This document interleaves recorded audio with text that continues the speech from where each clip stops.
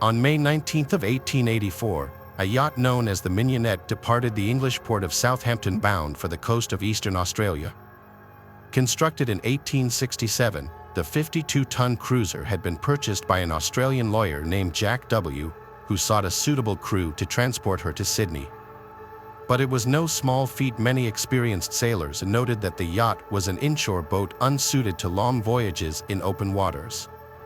And what's more, even the most experienced sailors were intimidated by the 15,000-mile journey, with many turning the job offer down before a full crew was finally assembled. In the end, a four-man team was put together, which consisted of Captain Tom Dudley, Edwin Stevens, Edmund Brooks, and a 17-year-old cabin boy by the name of Richard Parker.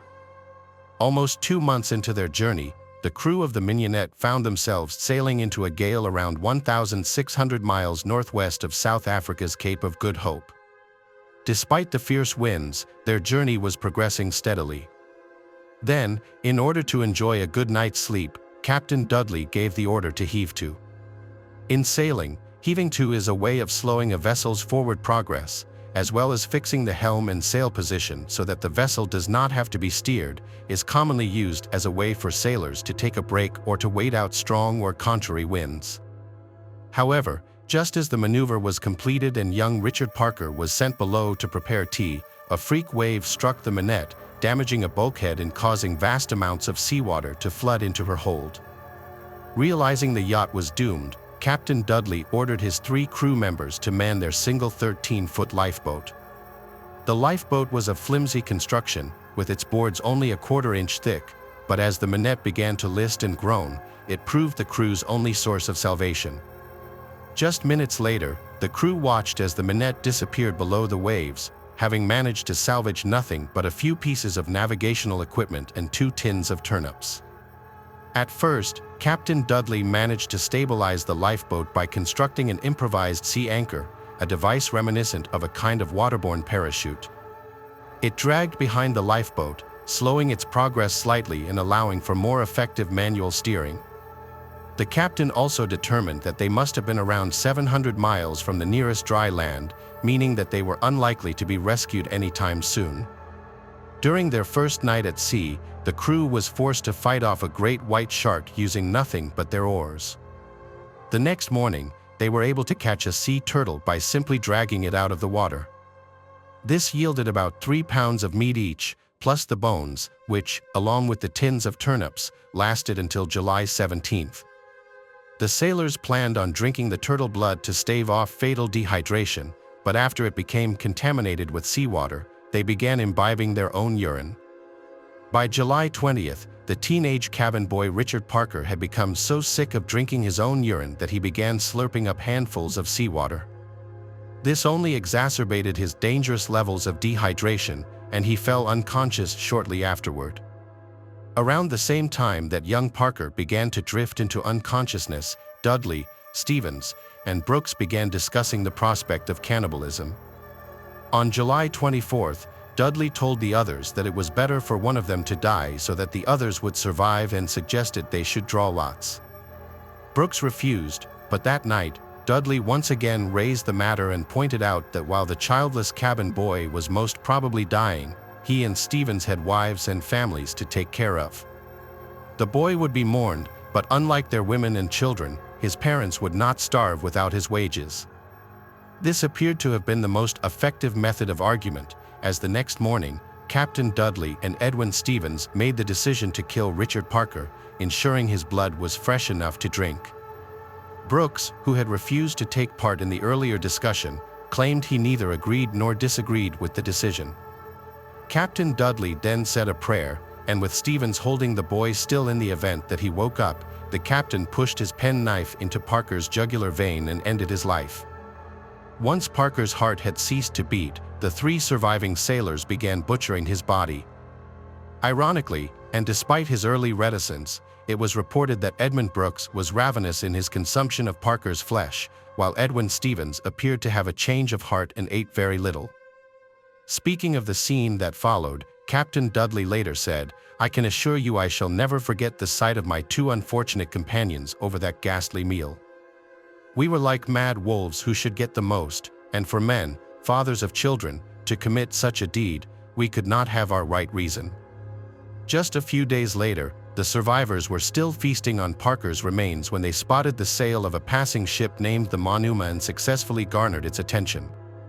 Finally, on September 6, 1884, the Monuma sailed into Falmouth Harbor, where the 3 survivors of the Minette reported to a customs officer by the name of Mr. Cheeseman. Initially, the men were greeted with great relief, as it was assumed the Minette's crew had been lost when it failed to reach its Cape Town checkpoint. Yet, after explaining the grisly methods by which they had survived, the situation took a dramatic turn. Incredibly, the surviving crew members were remarkably candid regarding the retelling of the events and openly admitted to having murdered young Richard Parker before consuming his still warm flesh. Contemporary defense attorneys, who tend to limit their clients' vocabulary to the words "no" and "comment," would consider such a frank admission to be nothing short of madness. But although Captain Dudley and his 2 surviving crew members felt deep shame and guilt, they were comfortable in their confession because, in doing so, they invoked what was known as the custom of the sea. Since the very first days of humanity's oceanic exploration, accidents and misfortune has humbled even the hardiest of vessels, and those who survived their sinking ships either cast adrift or washed up on some far-flung shore were often faced with what was referred to as the delicate question, to eat or not to eat their dead or dying shipmates. Thankfully, only a very small number of seamen and explorers have been faced with such a grim situation. But with 19th-century British culture being so centered around its maritime industries, such incidents became embedded into the public consciousness. For example, in the early 1600s, 7 English sailors were cruising through the Caribbean when they were blown out to sea and cast adrift for 17 days. When they reached the point of starvation, the sailors drew straws to decide who would sacrifice their flesh for the good of the collective. Ironically, the man chosen was the one who suggested the idea in the first place. According to his shipmates, he nobly consented and was swiftly put to death. The sailors survived on the man's flesh until they reached the Isle of St. Martin, and following repatriation to British territory, they were put on trial for murder. However, on the day of their hearing, the colonial judge showed a great deal of sympathy towards them, which, in turn, reflected the views of the wider public. The sailors were pardoned, with the judge stating their actions were of inevitable necessity. More than 200 years later, consuming one's dead shipmates in order to survive periods of deprivation became known as the tradition of the sea. As recently as August of 1874, the crew of the CR Yukine was said to have resorted to cannibalism after their ship went down off the coast of Western Australia. The governor of Singapore had ordered the surviving crew members arrested, and at first, the British government encouraged him to hold a judicial inquiry. However, when it came time to actually prosecuting the men, extended procedural wrangling meant that charges were eventually dropped. This was no accident. During this period, the influence of British Admiralty over their counterparts in government cannot be overstated. Many serving members of Parliament had been officers in Her Majesty's Royal Navy prior to their retirements, so naturally, they had a great deal of sympathy for the survivors of any shipwreck. This didn't mean sailors were free to murder and cannibalize as they pleased, but under the right circumstances, invoking the custom of the sea could prove a powerful defense. The surviving crew members of the Minette knew this all too well. Yet, after relaying their story of survival to the Falmouth customs officer, the deliciously named Mr. Cheeseman, the survivors found themselves standing before a police officer named Sergeant Laverty. They were informed that although they were not being placed under arrest, they were not permitted to leave Falmouth until the situation had been resolved. In the hours that followed, an emergency meeting of the harbor's commissioners yielded the following report. The police have apprehended Thomas Dudley, Ed Stevens, and E. Brooks of the yacht Minette on a charge of killing at sea on the 20th of July last the boy Richard Parker, after being for 18 days at sea with no food or drink. Summonses were also served on 2 seamen of the German bark Monuma as witnesses in the case, being those who cleared the boat of Parker. When news of the macabre story spread around Falmouth, there seemed to be a surprising amount of sympathy for the Minette survivors. When they were officially arrested, a local businessman named John Burton paid a generous amount to bail them out of prison. Even though he had eaten heartily of Parker's butchered flesh, there were deafening cries for clemency when it was heard that Edmund Brooks had refused to take part in the boy's murder. Brooks was acquitted, but despite the controversy, Stevens and Captain Dudley were to be put on trial for murder. Following their transfer to an Exeter courthouse, Stevens and Dudley were found guilty of Richard Parker's murder and condemned to hang. Yet, as one might imagine, the decision was met with outrage from both the Admiralty and the wider British public. Finally, after lengthy and considerable pressure, the death warrants for Stevens and Dudley were torn up and their sentences were reduced to a mere 6 months' imprisonment. The case of the Crown versus Dudley and Stevens is one of the few 19th-century criminal procedures still analyzed by law students today. It was also the inspiration for the name of the Bengal tiger in the novel Life of Pi. Some mistakenly believe that the case also inspired Edgar Allan Poe's only complete novel, The Narrative of Arthur Gordon Pym of Nantucket, and it's easy to understand why. Told from the perspective of the anonymous Gordon Pym, it recounts the tale of a perilous sea voyage in which, following a mutiny and monstrous storm, Pym finds himself in charge of the ship's battered remains and accompanied by just 3 others: Augustus Peters and a young cabin boy by the name of Richard Parker. Halfway through the novel, having survived for days on nothing but scraps of turtle meat and drops of fresh water, the desperate survivors are forced to invoke the so-called custom of the sea and begin drawing lots to determine the victim. In the end, it comes down to just Gordon Pym and Richard Parker, and it is Parker who is chosen to be eaten. Yet, the narrative of Arthur Gordon Pym of Nantucket was not published in the aftermath of the Mignonette sinking. It was published in 1838, a full 46 years before the Mignonette sank and 29 years before Richard Parker, the ill-fated cabin boy, was even conceived. Some suggested this was evidence of Poe's supposed morbid prescience, a symptom of his ever-lingering genius. But perhaps such a coincidence is suggestive of the repetitive and inevitable nature of the event itself. For, since the very first days of humanity's oceanic exploration, accidents and misfortune have humbled even the hardiest of vessels. And so perhaps those who survived disasters involving interstellar starships who ended up stranded on some far-flung shore will once again be faced with what was once referred to as the delicate question.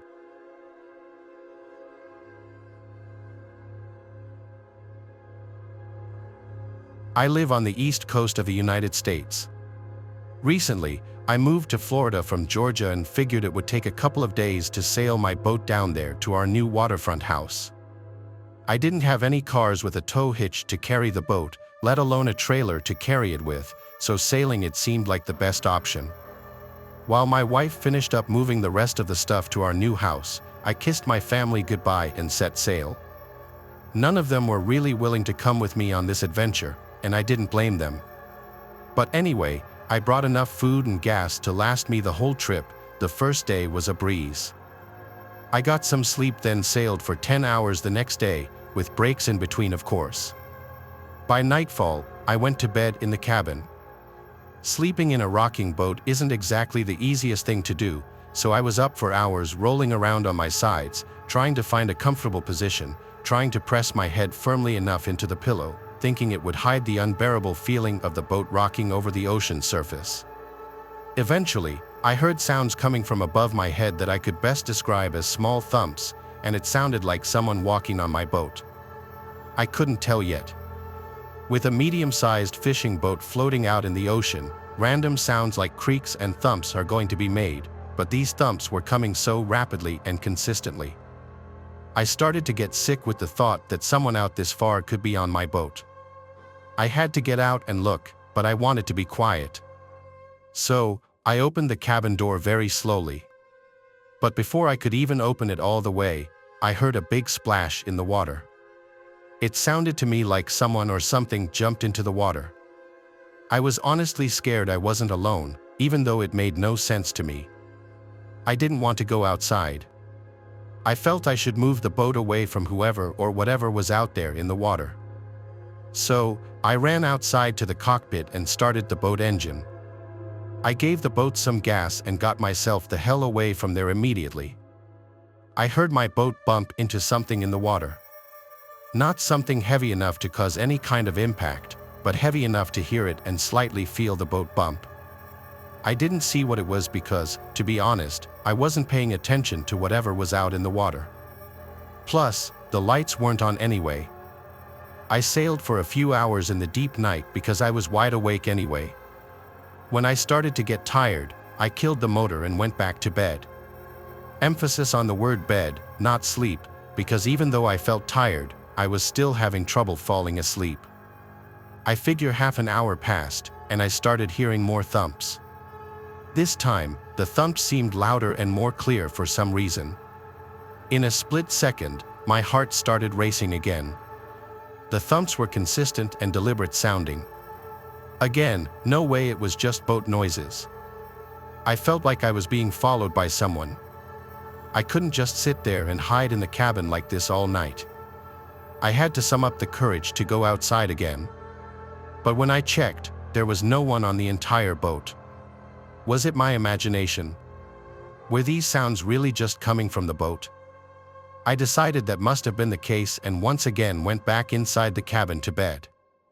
I lay there extremely silent now, trying to listen for any little noise. When I did this, I heard something. I knew I did. It wasn't the sound of thumping or anything like that. I had to perk up my ears to really pay attention. I figured out what I was hearing. It wasn't the sound of the wind outside or the water hitting the boat. It was the sound of someone breathing. It was not the sound of my breathing, but someone else's. It was coming from inside the cabin. Of course, I panicked, but I tried to maintain composure so as not to make it obvious. I got out from the bed, walked outside the cabin, and locked myself in the cockpit. I intended on sailing until I could find a dock by the shore. There's a small window that looks into the cockpit from the cabin. It has a curtain. I turned to it every minute or so, at least once, to look back at it, expecting to see someone watching me. One of the times I looked back, I did see someone. The curtain was curved up a little bit in the corner, and I saw someone's eye and maybe a quarter of their face peeking into the cockpit. I turned away right away, acting like I didn't see them. I had the thought, what if it was my young son trying to scare me? But it wouldn't make sense. I saw him waving goodbye when I set sail from the house. It was 3 or 4 tense hours of hell, thinking at any moment someone could break into the cockpit and stab me. But I made it to shore and sailed through the narrow canal. I had already called the cops 15 minutes earlier, requesting they have a few officers waiting at the dock I was headed to. It was still dark out, but I saw people standing on the dock, and I couldn't have been more excited to get there. When I stopped the boat next to the dock, I came out from the cockpit, screaming at the officers to help, pointing at the cabin door. The 2 officers went into the cabin with their hands on their pistols.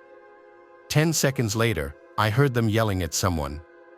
They pulled out some guy with really long gray wet hair and a similar beard, wearing wet skinny ripped jeans and a gray t-shirt. They had him in cuffs. As they walked him past me, he looked at me and just laughed this insanely off-putting laugh. The guy looked and sounded like a meth head, the best way I could describe him. The police questioned him, but he never answered anything as to how or when he got on my boat or what he was trying to do. But thinking back, when I heard breathing in my cabin, it's likely he was hiding under my bed, and that's the most horrifying thought imaginable. By then, I was exhausted and went back to my cabin and fell asleep right away. By late morning, I made it to the new house, and my nightmarish adventure was over.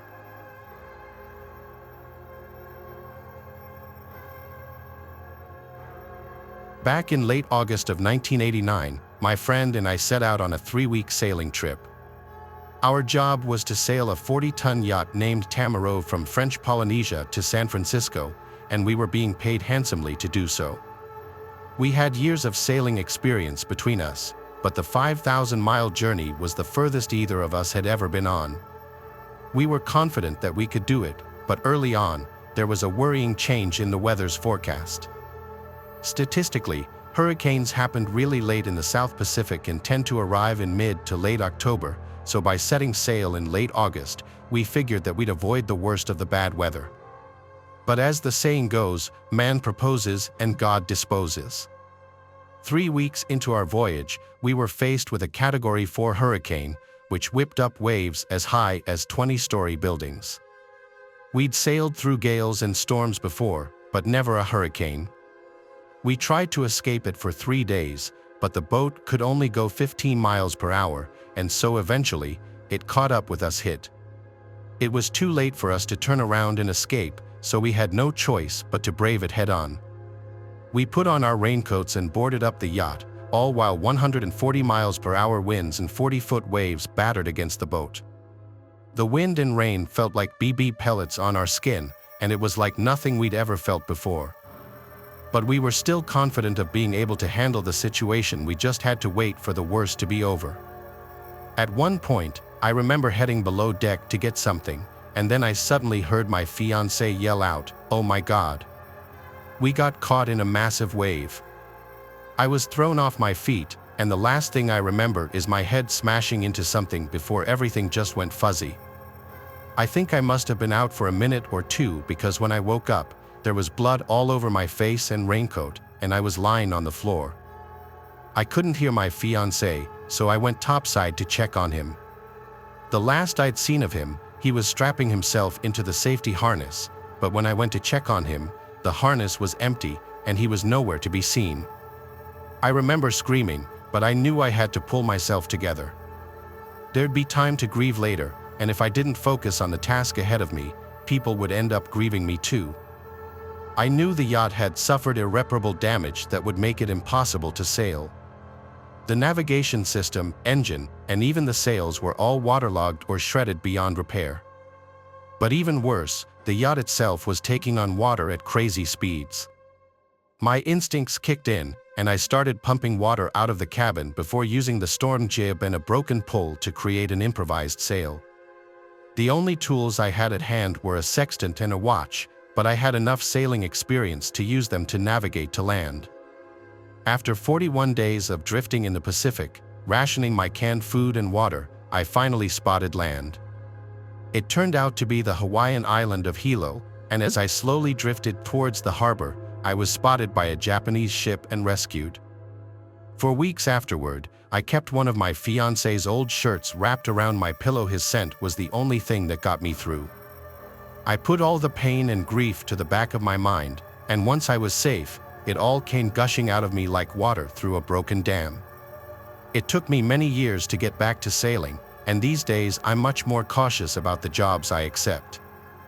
I thought about retiring from it altogether, but after a while, I realized that it's where I belong. If there's one silver lining to the dark cloud of my fiancé's tragic death, it's that he went out doing what he loved most.